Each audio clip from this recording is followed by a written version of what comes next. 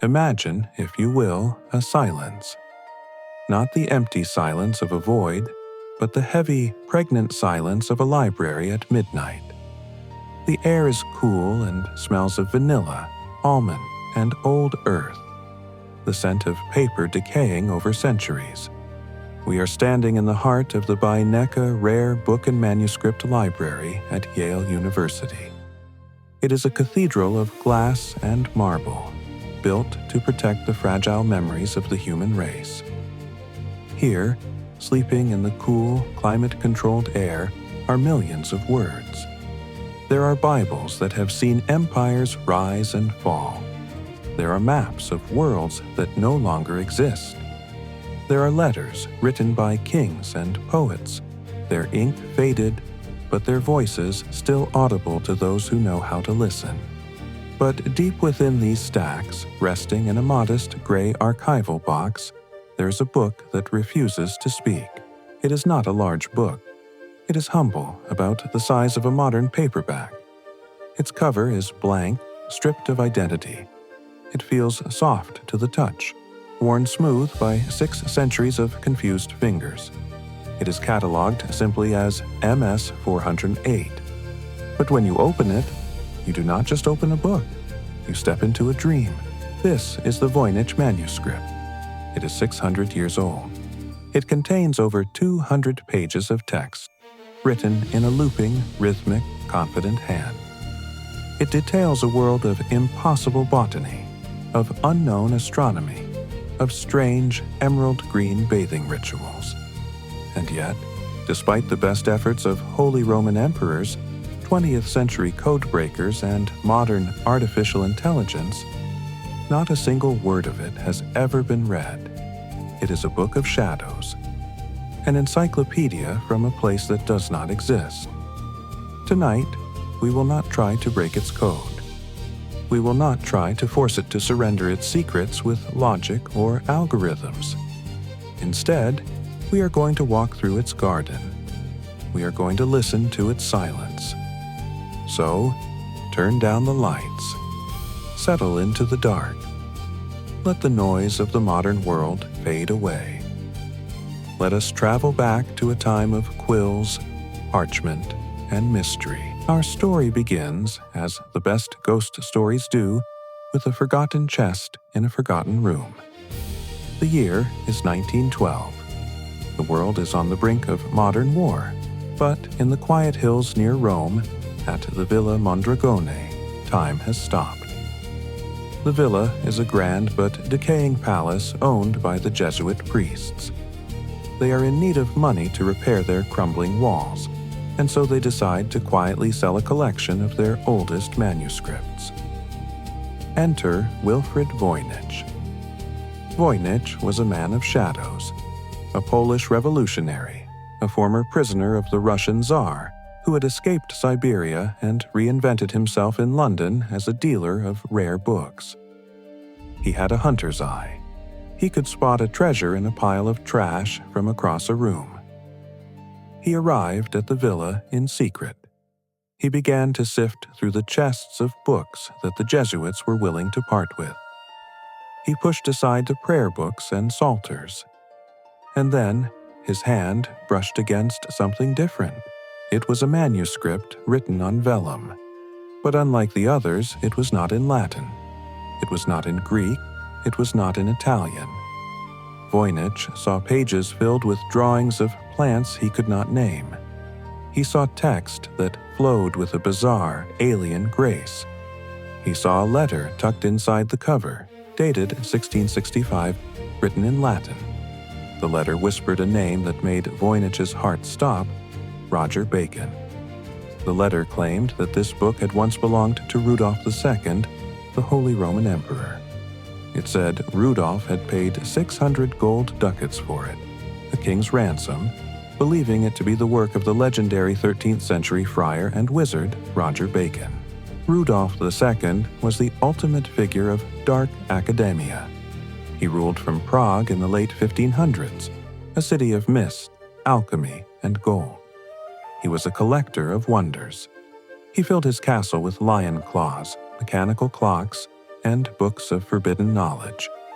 Rudolph would sit in his tower, staring at these pages, trying to unlock the secret of the philosopher's stone.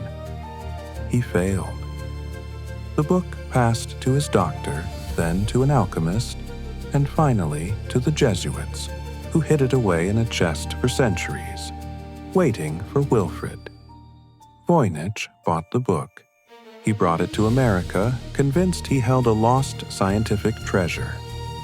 He spent the rest of his life challenging the world to read it. He died in 1930, never knowing what it said. But the book's journey began long before Wilfrid found it. Science has given us one solid fact. Carbon dating performed at the University of Arizona tells us the vellum pages were created between 1404 and 1438, the early Renaissance, a time when the world was waking up, a time when alchemy and astronomy were indistinguishable, a time when a person could sit in a room, dip a quill into iron gall ink, and invent a world that would puzzle humanity for the next 600 years. Let us open the book ourselves. Let us walk through the sections of this silent encyclopedia. Scholars have divided the manuscript into chapters based on the illustrations. The first and largest is the herbal section. At first glance, it looks like a standard medieval botany book. You see stems, leaves, roots, and flowers. But look closer. These plants do not exist. They are chimeras. They are botanical Frankenstein's monsters. The artist has taken the root of a mandrake, grafted it onto the stem of a fern, and topped it with a flower that looks like a human face. They are drawn with vibrant, messy enthusiasm. Greens and reds slapped onto the page. Botanists have spent decades staring at these drawings. They have traveled to the Andes, to Asia, to Africa, hoping to find a match. They have found nothing. These flowers bloom only in the soil of the imagination. We turn the page, and we descend into the strangest chapter of all, the biological section.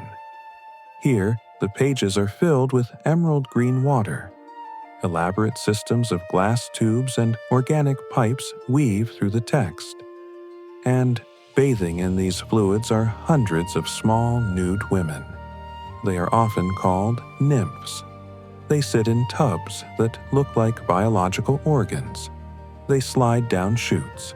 They hold their hands up to the strange plumbing, as if waiting for a blessing. Some have swollen bellies, others wear crowns. They look serene, unbothered by the surreal machinery surrounding them. Is this a spa? A medical treatise on reproduction? A depiction of the soul's journey through the waters of life and death? There is a sensuality here, but it is clinical, detached. It feels like we are looking at a diagram of the human body, drawn by someone who had never seen one, but only heard it described in a poem. Finally, we look up, the cosmological section. Great fold-out pages reveal complex circular diagrams. We see the sun, we see the moon, we see the symbols of the zodiac. Pisces the fish, Taurus the bull, Sagittarius the hunter. But even the stars are wrong. The charts do not match the sky of the 15th century. The most famous page is a massive fold-out known as the rosettes. It shows 9 interlinked circles, filled with stars and nebulae. In the corners, there are castles with swallowtail walls, a style found in northern Italy. There is a volcano. There is a map of a world that has no name. It is dizzying to look at. It feels like a map of the universe, drawn by someone who had never seen the sky, but had only heard about it in a fever. But the true mystery is not the pictures. It is the words. 170,000 characters. 35,000 words, written from left to right. The handwriting is smooth, confident. There are no hesitation marks, no crossed-out errors. Whoever wrote this was not copying a code. they were thinking in this language.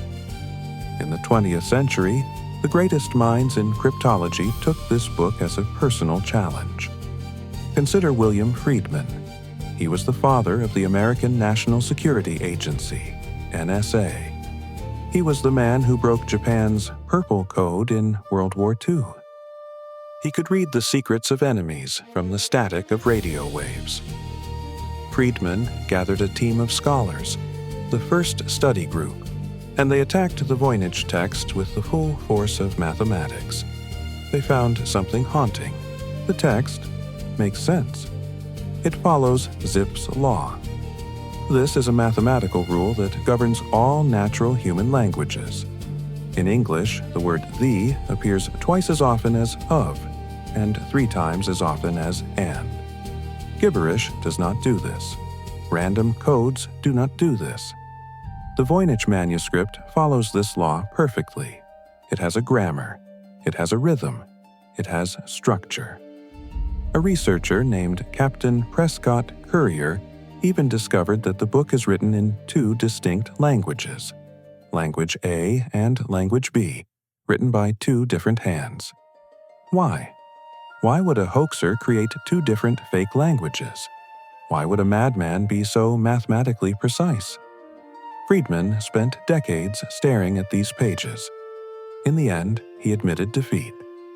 He concluded that it was likely an a priori constructed language, an attempt to build a perfect, logical language from scratch. But he never read a word of it. In recent years, we have fed the manuscript into artificial intelligence. The AI says it looks like Hebrew. It looks like Creole. It looks like Latin. But when we try to translate it, the meaning dissolves like smoke. The priest holds the house. The stars eat the water. It speaks, but it says nothing. The book has defeated the best minds of the last century. So why do we care? Why are we so obsessed with this bundle of old skin and ink? We live in an age of aggressive certainty. If you have a question, you ask a device in your pocket, and it gives you the answer in milliseconds. We have mapped the ocean floor. We have sequenced the human genome. We have photographed black holes. We are not used to not knowing. The Voynich Manuscript is a rare gift. It is a pure, unadulterated mystery. It is a locked door in a house where we own all the keys. But perhaps that is its purpose. There is a psychological phenomenon called pareidolia.